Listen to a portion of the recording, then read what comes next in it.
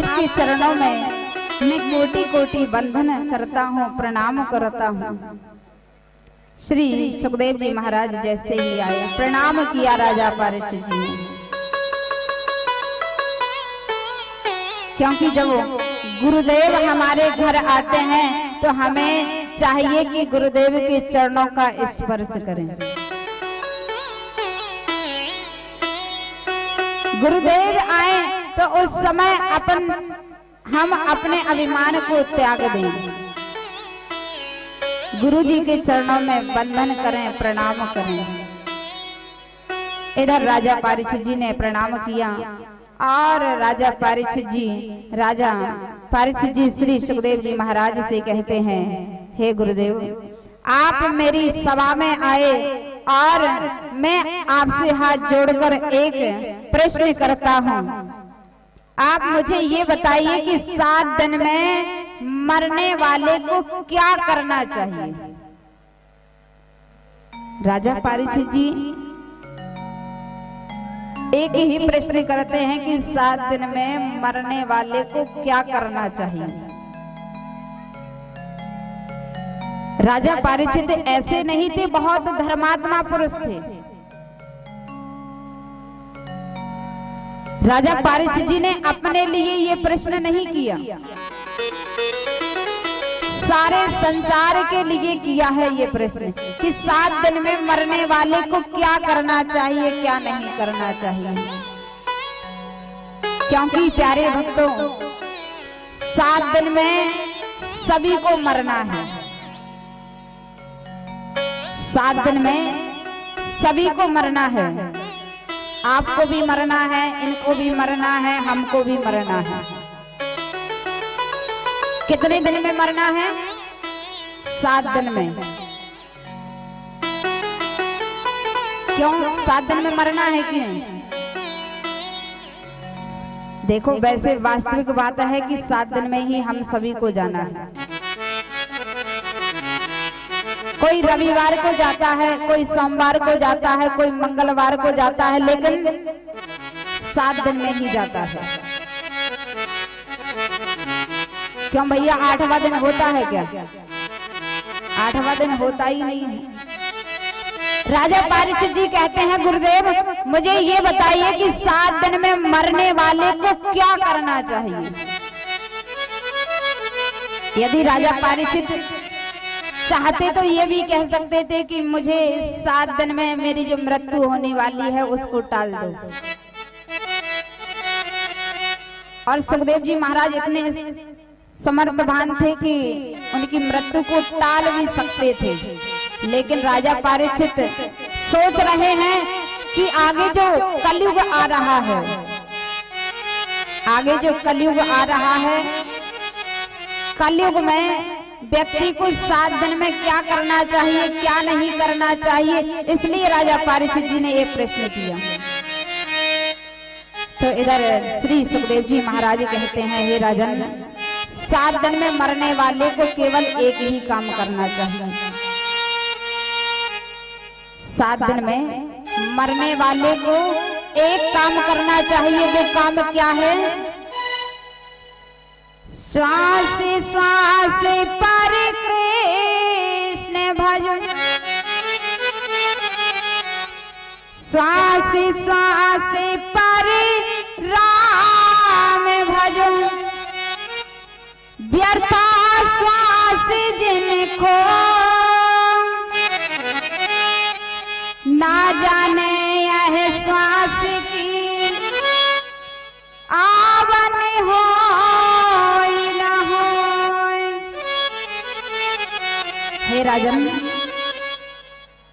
7 दिन में मरने वाले को क्या करना चाहिए? श्वास श्वास पर कृष्ण भजो, व्यर्था श्वास जिनको ना जाने यह श्वास की आवन होई न होई। राजा परीक्षित से कहते हैं कि हे राजन, श्वास श्वास पर कृष्ण भजो, तुम्हारा उद्धार हो जाएगा, कल्याण हो जाएगा। क्योंकि कहा गया है, कर से करऊं विधि नाना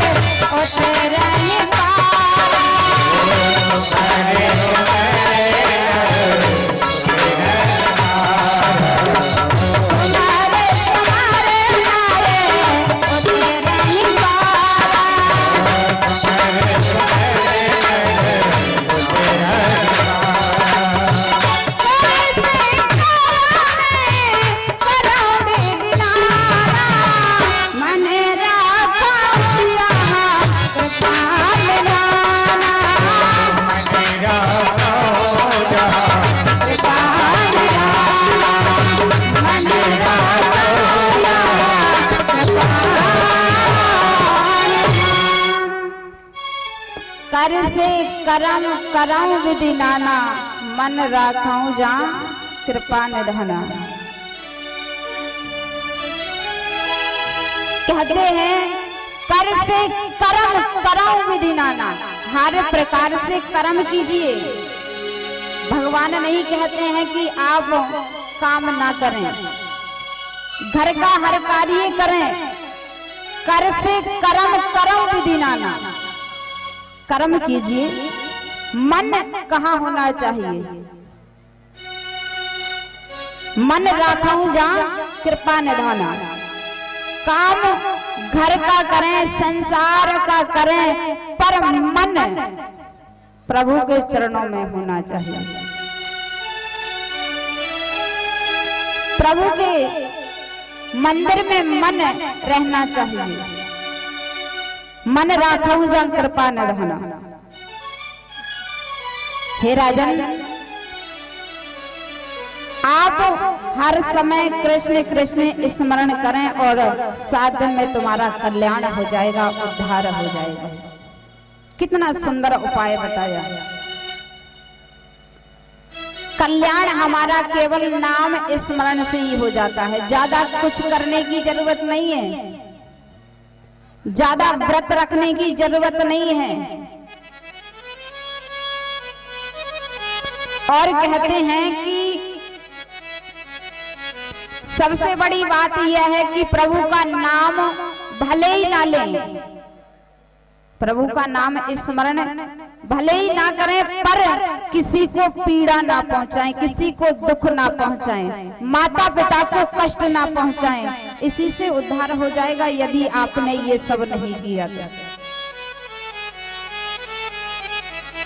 प्रभु कहते हैं कि मैं कण कण में वास करता हूँ, जो तेरी माँ है उसके अंदर भी मैं वास करता हूँ, तू है तेरे अंदर भी मैं वास करता हूँ।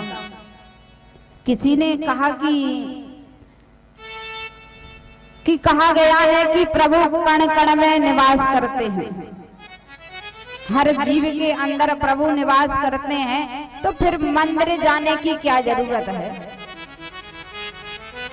कई मूर्ख लोग होते हैं ना, वो ये कहते हैं, जो मूर्ख होते हैं ना वो कहते हैं, कई जगह हमें सुनने को मिलता है, देवी जी परमात्मा तो सभी के हृदय में है, तो फिर मंदिर जाने की क्या जरूरत है, तीर्थ जाने की क्या जरूरत है।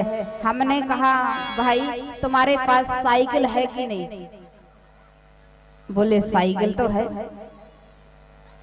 तो हमने कहा कि भैया जब तुम्हारे पास साइकिल है और साइकिल से तुम कहीं घूमने जा रहे हो,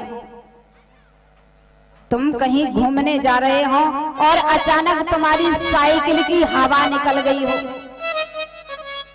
अचानक तुम्हारी साइकिल की हवा निकल गई हो, तो तुम कहते हो कि प्रभु कण कण में निवास करते हैं। तो तुम बताओ कि हवा तो हर जगह रहती है, हवा तो हर जगह रहती है, हाथ लगाओ और हवा भर लो, पाए से हाथ लगाओ और हवा भर लो, क्योंकि हवा तो हर जगह है। बोले देवी जी ऐसे कैसे हो सकता है, हवा तो वहीं भरी हो सकती है जहां पंप होता है। हमने कहा भैया ऐसे ही परमात्मा हर जगह रहते हैं, हर जगह रहते तो हैं, लेकिन मन को जो शांति मिल जाए, मन को जहां शांति मिले वहीं पर मंदिर बनवाया जाता है। मन को शांत करने के लिए मंदिर बनवाए गए हैं। यदि हम घर में हैं, कोई टेंशन है, कोई आपत्ति आई है, तो मंदिर में जाकर रो तो सकते हैं। जैसे हवा कहीं भरी नहीं हो सकती, ऐसी ही ये टेंशन मन की कहीं मिट नहीं सकती मंदिर के बिना। जहां हवा का स्थान है वहीं हवा भरी हो सकती है, और जहां मंदिर है वहीं टेंशन दूर हो सकती है, विपदा दूर हो सकती है। कहते हैं कि भगवान किसी को दिखाई नहीं देते, भगवान किसी को दिखाई नहीं देते। हमने कहा हवा तुम्हें दिखाई देती है, हवा तुम्हें दिखाई देती है। बोले हवा तो दिखाई नहीं देती, पर उसका एहसास होता है। हवा दिखती नहीं है, लेकिन हवा का एहसास हमें होता है। हवा चलती है तो बाल हिलते हैं, कपड़े उड़ते हैं, एहसास होता है कि नहीं? पर हवा किसी को दिखती नहीं है। ऐसे ही परमात्मा है, परमात्मा रहते हुए किसी को दिखाई नहीं देते, पर उनका एहसास बना रहता है। बोले उनका आकार क्या है? बोले आकार उनका ऐसा है जैसे जल का कोई आकार नहीं है, वैसे ही प्रभु का भी कोई आकार नहीं है। आप देखें कि जल कितना पतला है, किसी को अभी तक पता चला है कि जल कितना पतला है? जल कितना पतला है किसी को पता है? नहीं है पता। जल कितना पतला है किसी को पता नहीं है, लेकिन उसी जल को जब हम फ्रिज में रख देते हैं ना, कटोरे में भरकर, तो फ्रिज में जो कटोरा है ना, तो उसमें पानी जम जाता है तो उसका आकार बन जाता है। जल का आकार नहीं है, ऐसे ही परमात्मा का कोई आकार नहीं है। और जब हम मथन करेंगे, चिंतन करेंगे, तो बर्फ जैसे प्रभु का आकार बन जाएगा और आकार बन जाएगा। इस संसार में प्रभु अवतार लेकर आएंगे, फिर परमात्मा को हम देख सकते हैं।